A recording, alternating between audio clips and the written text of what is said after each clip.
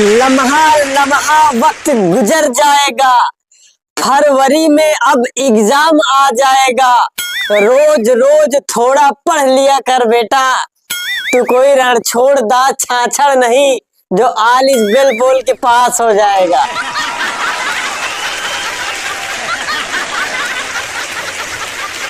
और प्यार वार के चक्कर में तो बिल्कुल मत पड़ना, क्योंकि मैंने खुद 3-4 बार करके देखा, कुछ नहीं रखा इसमें।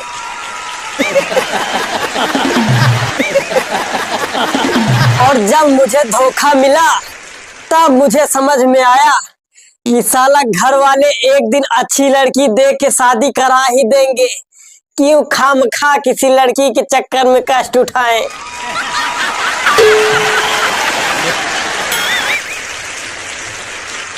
नमस्कार, प्रणाम। अपने इस शो में आप लोगों का हार्दिक स्वागत एवं अभिनंदन करता हूँ। एक बार मेरी बहन प्लाजो लेने की जिद करने लगी। अब पापा बोले कि अभी पैसा नहीं है, कुछ दिन बाद दिला दूंगा। लेकिन वो इस तरह जिद करने लगी कि ये वो खाना पीना छोड़ दी, किसी से बोल ही नहीं रही थी। तो मेरे दिमाग में एक बात आई कि जो 36 इंच के मोहरी वाला पापा का जो पायजामा था, उसको मैंने पिंक कलर से रंग दिया और बहन को ले जाके दे दिया। अब बहन की खुशी का ठिकाना नहीं है।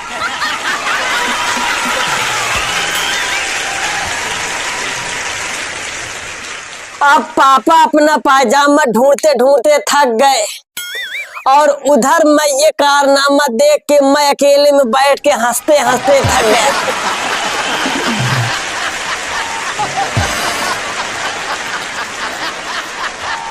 अच्छा, अभी तक सिर्फ 5 चीजें ही छोड़ने की टेंशन होती थी: काम, क्रोध, लोभ, अहंकार, मोह।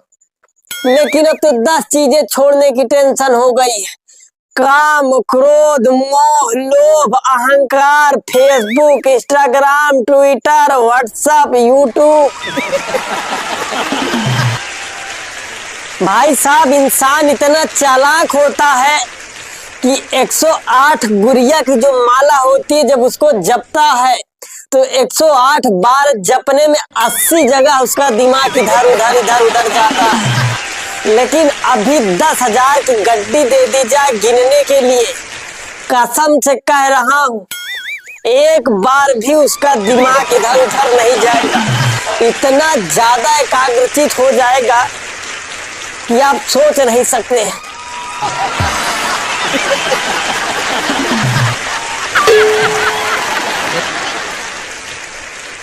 अच्छा, कुछ दिन बाद मेरे बहन की शादी हो गई और शादी में ही विदाई हो गई। जितने भी रिश्तेदार थे सभी रिश्तेदार अपने अपने घर को चले गए।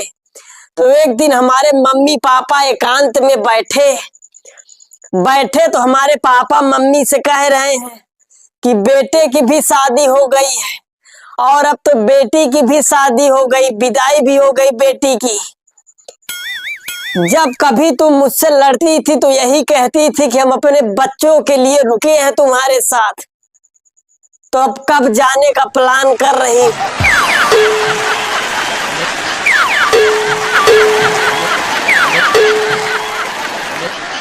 अच्छा, लोग कहते हैं कि देश में बड़ी बेरोजगारी है, सरकार को दोष देते हैं, लेकिन मैं नहीं मानता कि बेरोजगारी है। मैं तो मानता हूं कि काबिलियत ही नहीं है, इसलिए बेरोजगार हूं। और मैं बताता हूं कि काबिलियत कैसी नहीं है, क्योंकि कबाड़ का काम तुमको करना नहीं है, सब्जी तुमको बेचना नहीं है, फल फ्रूट का काम तुम्हें करना नहीं है, दुकान पर तुम बैठ सकते नहीं हो, डोर टू डोर मार्केटिंग करने में बेइज्जती होगी आपकी, पंचर लगाना तुमको आता नहीं है, बाल काट नहीं सकते हो, ट्रक एवं लारी चला नहीं पाते हो, बिजली का काम तुम जानते नहीं हो, इलेक्ट्रीशियन तुम हो नहीं, बाइक रिपेयरिंग तुमको आती नहीं है, मैकेनिक तुम हो नहीं। भाई साहब, जब कुछ जानते ही नहीं हो तो रोजगार कहाँ से मिलेगा? क्योंकि तुम बीए किए हो, बीटेक किए हो, डीएलएड किए हो, एमटेक किए हो और कह रहे हो कि बेरोजगार है।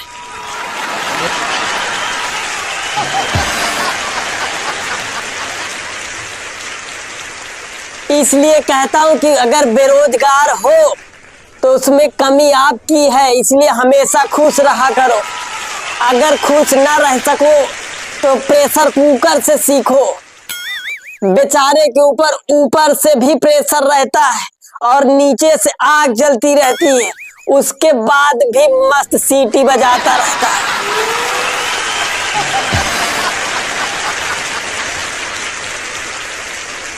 अच्छा भाई साहब, कुछ लोग इतने ज्यादा टैलेंटेड होते हैं, क्या बताऊं। एक भाई साहब ने हॉस्पिटल में सबसे बड़े डॉक्टर के पास फोन किया, बोला डॉक्टर साहब बोले जी कहिए। उन्होंने कहा डॉक्टर साहब वार्ड नंबर 21 में जो गोपाल चंद्र है वो कैसे हैं।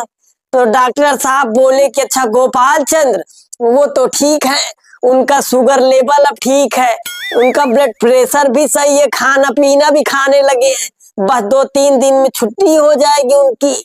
आप कौन बोल रहे हैं, उनके कोई रिश्तेदार हो। तो वो व्यक्ति बोल रहा है नहीं मैं उनका रिश्तेदार नहीं हूँ, मैं वार्ड नंबर 21 से गोपाल चंद्र ही बोल रहा हूँ, क्योंकि जब मैं पूछता हूँ तो यहाँ कोई बताता ही नहीं है, सुनता ही नहीं है मेरी।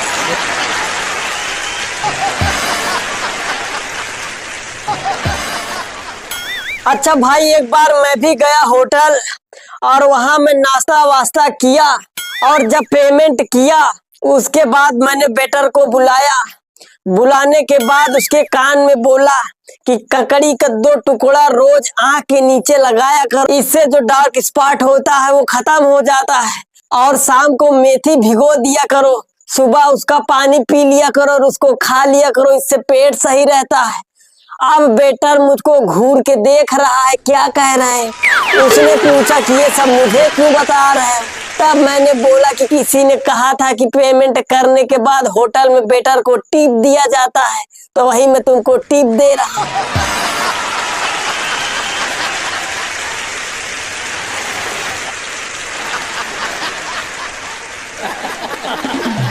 अच्छा कभी कभी क्या होता है कि समझ में ही नहीं आता कि मैंने गलत किया या सही किया कोई काम करने के बाद। एक बार मैं बाथरूम में गया, नहाने के बाद मैंने बोला अरे सुनो जरा तौलिया दे दो। अब मेरी पत्नी चिल्लाते हुए आई, बोली कि मैं चाय बनाऊं कि तुमको तौलिया ला के दूं। कल तो तुम बनियान भी नल पे गीली छोड़ दिए थे, अब उसको भी मैं ही हटा के रखूं। और वहां से निकलने के बाद वाइपर भी नहीं करते हो बाथरूम में, और तो और तुम लाइट भी खुली छोड़ देते हो और गीले पैर निकलते हो, पूरे घर में गीले पैर का निशान बन जाता है, मिट्टी जम जाती है, गंदगी हो जाती है। एक दिन तो नौकरानी गिर गई थी फिसल करके।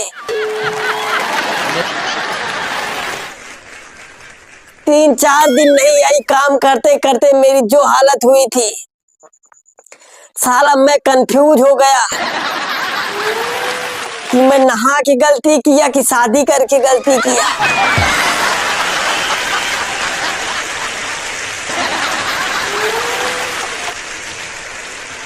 तो कैसा लगा ये वीडियो? अगर अच्छा लगा हो तो कमेंट बॉक्स में कमेंट करके जरूर बताइएगा। अगर चैनल पे नए हैं तो चैनल को सब्सक्राइब कर लीजिएगा। मिलते हैं एक नए वीडियो में, तब तक के लिए जय हिंद।